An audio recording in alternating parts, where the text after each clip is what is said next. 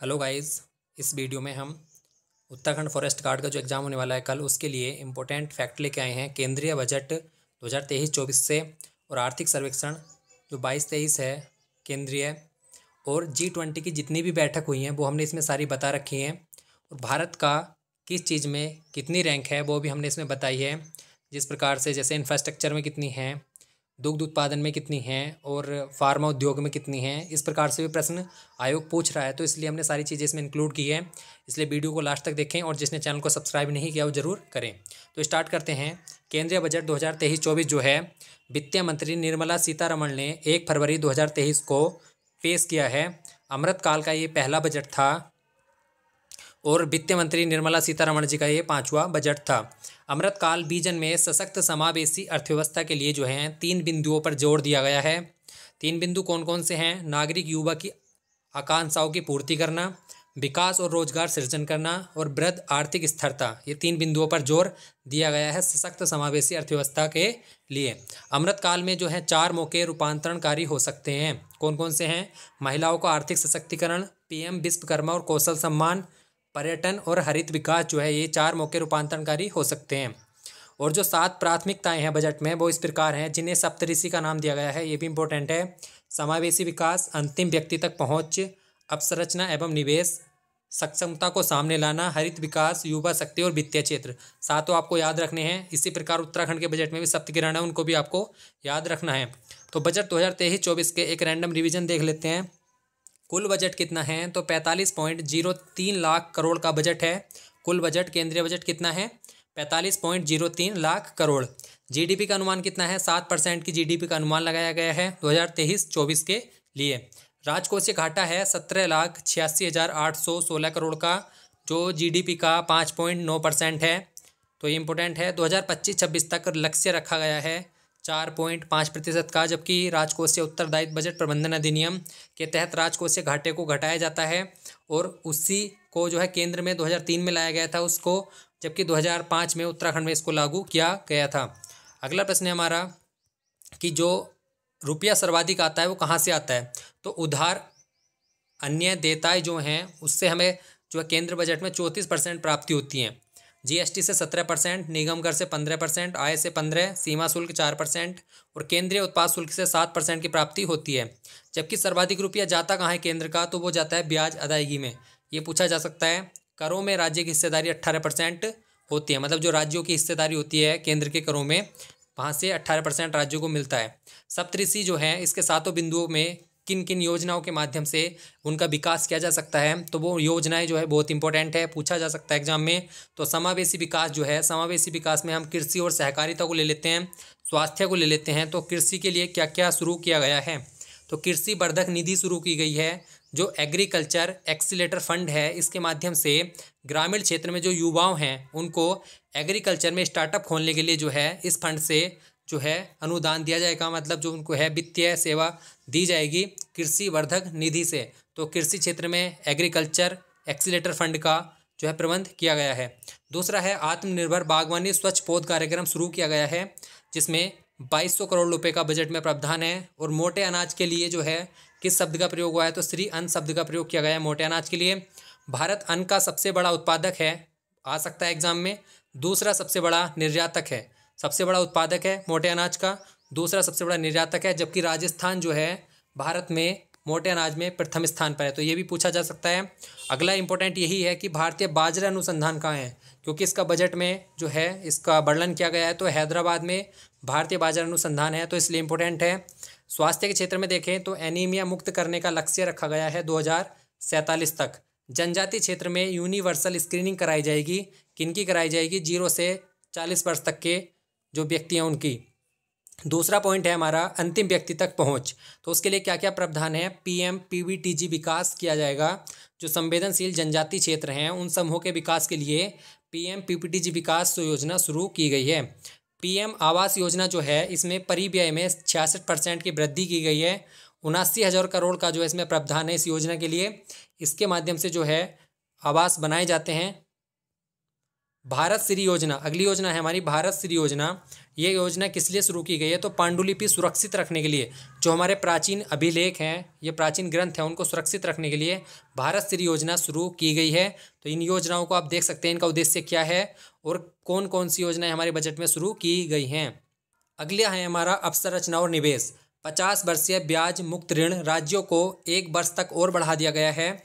जो 50 वर्षीय ब्याज मुक्त ऋण दिया हुआ है राज्यों को केंद्र ने, उसके लिए 1 साल और वृद्धि कर दी है। रेलवे को इस बार बजट में सबसे ज़्यादा पैसे मिले हैं। अब तक का ये सर्वाधिक, पहली बार जो है रेलवे को सबसे ज़्यादा बजट दिया गया है। रेलवे को इससे पहले इतना बजट कभी नहीं मिला था। 2.40 लाख करोड़ का बजट जो है रेलवे को इस बार दिया गया है। तो इम्पोर्टेंट है ये। अगला पॉइंट हमारा सक्षमता को सामने लाना। इसके लिए क्या क्या शुरू किया गया है? IGOT कर्मयोगी प्लेटफॉर्म शुरू किया गया है। किस लिए शुरू किया गया है? ऑनलाइन प्रशिक्षण लेने के लिए। अगला है 3 उत्कृष्टता केंद्र स्थापित किए जाएंगे कृत्रिम बुद्धिमत्ता के लिए। वन स्टॉप समाधान है, ये पहचान और पते को अपडेट करने के लिए शुरू किया गया है, वन स्टॉप समाधान। अगला है हमारा विवाद से विश्वास जो है वन योजना, वो MSME जो हमारे सूक्ष्म लघु उद्योग हैं उनको सरल बनाने के लिए, और विवाद से विश्वास 2 योजना, उनके बीच में जो विवाद उत्पन्न होते हैं उन्हें निपटाने के लिए शुरू की गई है। हरित विकास जो है, ये बिंदु भी बहुत इंपॉर्टेंट है। पर्यावरण और संरक्षण विकास के लिए सजग करने के लिए एक लाइफ नाम से जो है एक जन आंदोलन कह सकते हैं, इसको योजना कह सकते हैं, वो शुरू किया गया है हरित विकास में। तो किस नाम से? लाइफ नाम से। राष्ट्रीय हरित हाइड्रोजन मिशन जो है 2030 तक जो है 5 मिलियन जो है पर प्रति वर्ष उत्पादन करने का लक्ष्य रखा गया है हाइड्रोजन मिशन के तहत, और 19,700 करोड़ का इसमें बजट का प्रावधान है। और 2047 तक जो है भारत को हाइड्रोजन के क्षेत्र में जो है आत्मनिर्भर बनाने का, जो है ऊर्जा स्वतंत्र बनाने का लक्ष्य रखा गया है। अगला है हमारा हरित कर्ण क्रेडिट कार्यक्रम पर्यावरण संरक्षण के लिए शुरू किया गया है। अंतर्राज्यीय पोषण प्रणाली जो है उसके लिए 20,700 करोड़ रुपए का प्रबंध है। लद्दाख में जो है इसके माध्यम से 13 गीगावाट का नवीनीकरण ऊर्जा संयंत्र स्थापित किए जाएंगे अंतर्राज्यीय पोषण प्रणाली के तहत। PM प्रणाम योजना जो है ये किस लिए है? इसका उद्देश्य है रासायनिक उर्वरकों को संतुलित करना और जो है वैकल्पिक उर्वरक का उसकी जगह प्रयोग करना, क्योंकि रासायनिक उर्वरकों से जो है प्रदूषण की मात्रा बढ़ रही है, मिट्टी की उर्वरता कम हो रही है। तो PM प्रणाम योजना के माध्यम से जो है इसका वैकल्पिक उर्वरक खोजा जाएगा। गोबर धन योजना जो है galvanising organic bio agro resources धन इसका फुल फॉर्म है। जो अपशिष्ट पदार्थ हैं उनको 500 नए अपशिष्ट संयंत्र लगाए जाएंगे। तो जो गोबर है उससे हम रासायनिक खाद बना सकते हैं, तो गोबर धन योजना उसके लिए शुरू की गई है। मिस्ती योजना जो है ये मैंग्रोव पौधरोपण के लिए है। तो जो लोक सेवा आयोग है हमारे एग्जाम में ज्योग्राफी जो अन्य क्वेश्चन है ना, वो भी करंट से रिलेटेड ही पूछता है। जैसे मैंग्रोव वन इसलिए पूछा गया था अभी पिछले एग्जाम में क्योंकि वो उसका बजट में जो है वर्णन किया गया था। तो ज्योग्राफी से रिलेटेड भी जैसे मैंग्रोव वन है तो हमें इसके बारे में जानकारी होनी चाहिए।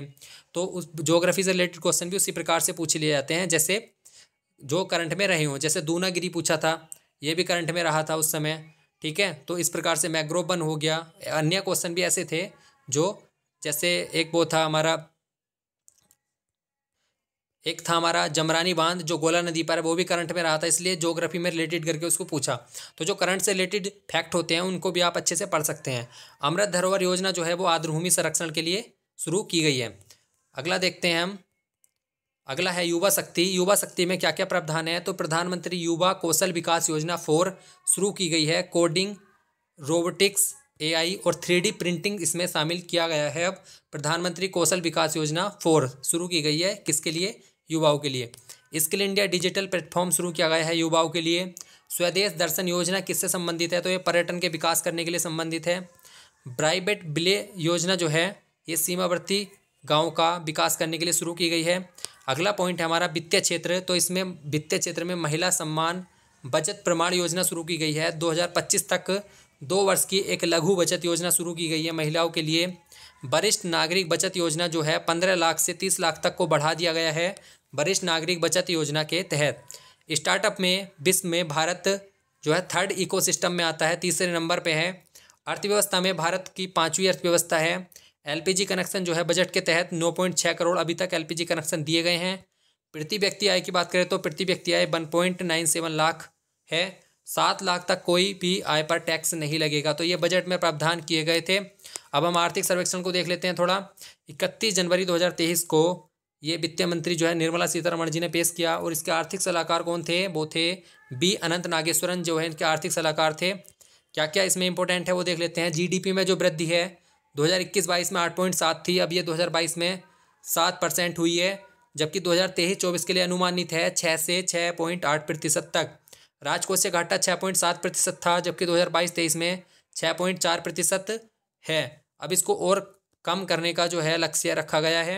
विदेशी मुद्रा भंडार की बात करें 2022-23 में तो 563 बिलियन डॉलर जो है भारत के पास विदेशी मुद्रा भंडार है। 2022-23 के आर्थिक सर्वेक्षण के अनुसार मुद्रास्फीति कितनी है 2022-23 के अनुसार? वो है हाईएस्ट 11.5 और मिनिमम 6.8 जो है मुद्रास्फीति है। निबल शून्य प्रतिज्ञा जो है 2070 तक का लक्ष्य है। पीपी क्रय शक्ति क्षमता के आधार पर भारतीय अर्थव्यवस्था तीसरे स्थान पर है और विनिमय दरों के आधार पर जो अर्थव्यवस्था वो है 5वें स्थान पर। शून्य कार्बन उत्सर्जन लक्ष्य जो है वो 2070 तक रखा गया है। शून्य कार्बन उत्सर्जन लक्ष्य, कार्बन का जो उत्पादन हो रहा है ज़्यादा उसको कम करने के लिए इसको रखा गया है। खाद्यान्न उत्पादन 2022-23 में 315 मिलियन टन किया है इस बार खाद्यान्न उत्पादन भारत में। अंतर्राष्ट्रीय मोटा अनाज वर्ष 2023 को मनाया जा रहा है अंतर्राष्ट्रीय मोटा अनाज वर्ष के रूप में। किसान क्रेडिट कार्ड योजना जो है वो 1998 में शुरू की गई, किसानों को क्रेडिट कार्ड के माध्यम से धन उपलब्ध कराना। भारत 2022 में शीर्ष धन प्रेषण प्राप्तकर्ता बना, ये बहुत ज़्यादा इंपॉर्टेंट है। 100 बिलियन अमेरिकी डॉलर प्राप्त किए हैं भारत ने 2022 में। शीर्ष धन प्रेषण प्राप्तकर्ता है इस बार भारत, पहले नंबर पर है। आर्थिक समीक्षा 2022-23 को कितने अध्यायों में बांटा है? तो 12 अध्याय में बांटा गया है। औसत विकास दर कितनी है? 6.9। शहरी बेरोजगारी दर कितनी है? 7.2%। स्वास्थ्य पर व्यय कितना किया जाएगा इस बार? जीडीपी का 2.1% स्वास्थ्य पर व्यय किया जाएगा। 2005-06 से 2019-20 तक 41.5 करोड़ लोग गरीबी से उभर चुके हैं। तो यह आर्थिक सर्वेक्षण 2022-23 की बात है। ई श्रम पोर्टल शुरू किया गया है असंगठित मजदूरों का डाटा अपडेट करने के लिए। जलवायु परिवर्तन के लिए जो है 123 उत्कृष्टता केंद्र खोले जाएंगे, 12 उत्कृष्टता केंद्र खोले जाएंगे जलवायु परिवर्तन के लिए। वन और वृक्षों का कार्बन स्टॉक जो है वो कितना है भारत में? 7,204 मिलियन टन। तो वन और वृक्ष लगाने बहुत ज़रूरी हैं, इनकी वजह से ही ये नियंत्रण में है। 7,204 मिलियन टन जो है वन और वृक्षों ने कार्बन क्रेडिट किया हुआ है। अरुणाचल उसके प्रथम स्थान पर है, क्योंकि अरुणाचल में दूसरे नंबर पर सबसे ज़्यादा वन है और प्रतिशत में भी दूसरे स्थान पर है। ये पहले पे जो है मध्य प्रदेश है, दूसरे पर अरुणाचल, तीसरे पर छत्तीसगढ़ है सबसे ज़्यादा क्षेत्रफल में। जबकि प्रतिशत की बात करें तो पहले पे मिजोरम, दूसरे पर अरुणाचल प्रदेश है। अगला देख लेते हैं आर्थिक सर्वेक्षण में क्या क्या इंपॉर्टेंट है। 53 टाइगर रिजर्व का जिक्र किया गया है। 17 टाइगर रिजर्व जो हैं वो CATS अंतर्राष्ट्रीय मान्यता प्राप्त हैं, जबकि 2 टाइगर रिजर्व जो हैं उनको TX2 पुरस्कार दिया जा चुका है। तो ये आर्थिक सर्वेक्षण में जिक्र किया गया है। एशियाई शेर कितने हैं? 674 एशियाई शेर हैं। जो गिर राष्ट्रीय उद्यान है गुजरात में, उसमें एशियाई शेर मिलते हैं। तेंदुए जो हैं वो 12,852 हैं। 60% हाथी की आबादी है भारत में, जो पूरे विश्व की 60% है। भारत में जैविक किसान कितने हैं? तो 44.3 लाख जो है वो जैविक किसान हैं। भारत पर विदेशी ऋण कितना है? आर्थिक सर्वेक्षण 2022-23 के अनुसार वो है 610.5 बिलियन डॉलर। भारत के स्थान की बात कर लेते हैं। वैक्सीन निर्माण में, दोपहिया और तिपहिया वाहन में जो है और दुग्ध उत्पादन में जो है भारत का पहला स्थान है। कच्चे इस्पात में और मोबाइल फ़ोन में जो है भारत का दूसरा स्थान है। अंडा उत्पादन में और ऑटोमोबाइल क्षेत्र और फार्मा उद्योग में जो है भारत का तीसरा स्थान है। यात्रीगण निर्माण में और रेलवे नेटवर्क में भारत का चौथा स्थान है। विदेशी मुद्रा भंडार में 6ठा स्थान। विश्व व्यापार सेवा निर्यात में 7वां स्थान। मांस उत्पादन में 8वां स्थान और विश्व व्यापार सेवा आयात में 10वां स्थान है। कृषि क्षेत्र की बात करें तो ये हमारे प्राथमिक, द्वितीयक, तृतीयक क्षेत्र हैं। इसमें 2022-23 में 3.5% की वृद्धि हुई है। उद्योग क्षेत्र में 4.1% की वृद्धि हुई है, जबकि सेवा क्षेत्र में 9.1% की वृद्धि हुई है 2022-23 में। इस समय कितना कितना एरिया है उसको मैं आपको कमेंट बॉक्स में बता दूंगा। G20 की बैठक की बात करें तो राउंड टेबल वर्किंग ग्रुप की बैठक अभी हाल ही में रामनगर उत्तराखंड में हुई है। 28 से 30 मार्च तक हुई है ये बैठक। Sustainable finance group working group Udaipur Rajasthan में। एंटी करप्शन वर्किंग ग्रुप जो है गुरुग्राम हरियाणा में हुई है। वित्तीय मंत्री और सेंट्रल बैंक गवर्नर 20 है, वित्तीय मंत्री हो गया तो बेंगलुरु में हुई। इस तरीके से आप याद रख सकते हैं। संस्कृति कार्य समूह जो है, संस्कृति खजुराहो जो है, यहाँ पे बहुत मंदिर समूह हैं, तो ये संस्कृति से संबंधित बैठक खजुराहो में हुई है। मॉडल G20 जो है इसकी बैठक हुई है नई दिल्ली में। कृषि कार्य समूह जो है इंदौर में हुआ है। डिजिटल इकोनॉमी ऑफ वर्किंग की बैठक जो है वो लखनऊ में हुई है। पर्यावरण जलवायु स्थिर करने के लिए पहली बैठक हुई है G20 की बेंगलुरु में। पर्यटन कार्य समूह की पहली बैठक हुई है कच्छ के रण में, गुजरात में। एनर्जी ट्रांजिशन बेंगलुरु में हुई है ये। रोजगार कार्य समूह की पहली बैठक जोधपुर में हुई है। सस्टेनेबल फाइनेंस वर्किंग ग्रुप जो है ये गुवाहाटी में हुई है। एजुकेशन वर्किंग ग्रुप चेन्नई में हुई है। श्रम एवं रोजगार की जो पहली बैठक है वो जोधपुर में हुई है। और G20 इंटरनेशनल फाइनेंशियल आर्किटेक्चर की बैठक जो है वो चंडीगढ़ में हुई है। इंफ्रास्ट्रक्चर वर्किंग ग्रुप की पहली बैठक पुणे में। स्वास्थ्य कार्य समूह की पहली बैठक तिरुवनंतपुरम केरल में। G20 वित्तीय समावेशन की कोलकाता में हुई है बैठक। और G20 शेरपा की पहली बैठक जो हुई थी, ये इंपॉर्टेंट है, वो कहाँ पे हुई थी? उदयपुर राजस्थान में। तो ये G20 की होने वाली अभी तक की बैठक हैं। तो अभी हमारे उत्तराखंड में एक बैठक हुई है, उसके बाद 2 बैठक ऋषिकेश में भी आयोजित होनी है, एक मई में और एक जून में। तो ये उत्तराखंड फॉरेस्ट गार्ड के लिए जो है इंपॉर्टेंट फैक्ट है, यहाँ से भी प्रश्न बन सकते हैं एग्जाम में, बहुत इंपॉर्टेंट डाटा इसमें इंक्लूड किया गया है। तो ये आप देख सकते हैं, इससे पहले आप रिवाइज भी कर सकते हैं, अभी आपके पास समय है कल तक का। उत्तराखंड का करंट अफेयर और नेशनल करंट अफेयर आप एक बार रिवाइज कर सकते हैं, दोनों वीडियोज़ मिलाकर जो है 1.5 घंटे के समथिंग होंगी। तो कल के लिए सभी को all the best, forest guard के लिए अच्छी से तैयारी करें और एग्ज़ाम जो है अच्छे से अटैम्प्ट करें। धन्यवाद।